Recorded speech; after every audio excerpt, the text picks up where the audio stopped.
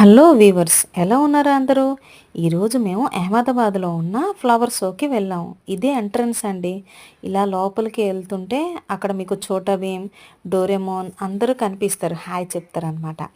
ఆ తర్వాత అలా ముందుకెళ్తే ఒక పెద్ద నెమలి వచ్చింది. నెమలి తర్వాత చూసారు కదా మంకీస్, ఇవన్నీ ఫ్లవర్ తోటే అయింది. అంటే జస్ట్ నార్మల్గా అనుకోకండి, అన్నీ ఒరిజినల్ న్యాచురల్ ఫ్లవర్ తోటే అయింది.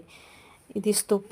అండ్ ముందుకి అలాగెళ్తే దాండియా ఆడుతున్నట్టు కొంతమంది లేడీస్ ఉన్నారు. ఇది కూడా ఫ్లవర్స్ తోటే. సో నేను స్పెషల్గా ఇంకేటి చెప్పను, ప్రతిదీ ఫ్లవర్స్ తోటే. నంది ఎదురుగా ఈ టెంపుల్లా చేశారు, ఇది కూడా ఫ్లవర్స్ తోటి. ఇది చూసారా ఆకులు ఎంత షైనింగ్ ఉందంటే, ఎవరైతే చెట్లు ప్రియులు ఉన్నారో అక్కడికి వెళ్ళారంటే ఇంకా అలా చూస్తూ ఉండిపోతారు. అన్ని రకాల చిన్న చిన్న ఫ్లవర్స్ అన్నీ ఉన్నది. ఇది చూసారా మెర్మైడ్, భలేగా ఉంది కదా. నాకైతే చాలా నచ్చింది.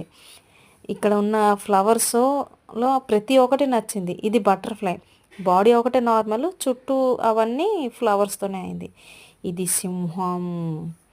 ఇవన్నీ మేము ఒక గృహలాగా ఉంది, ఆ గృహ లోపలికి వెళ్తే అది అందులోన యానిమల్స్ అన్నీ మీకు ఇగోటి ఇదే గృహ. ఈ గృహ లోపలికి వెళ్తే అన్ని యానిమల్స్, ఫ్లెమింగో అండ్ టైగర్ కూడా ఉంటుందండి, చాలా భయంకరంగా పెద్దగా. ఇదైతే రెడ్ బుల్. ఇగోటి ఇదే చెప్పాను కదా టైగర్, చూసారా ఒరిజినల్ లాగా ఉంది.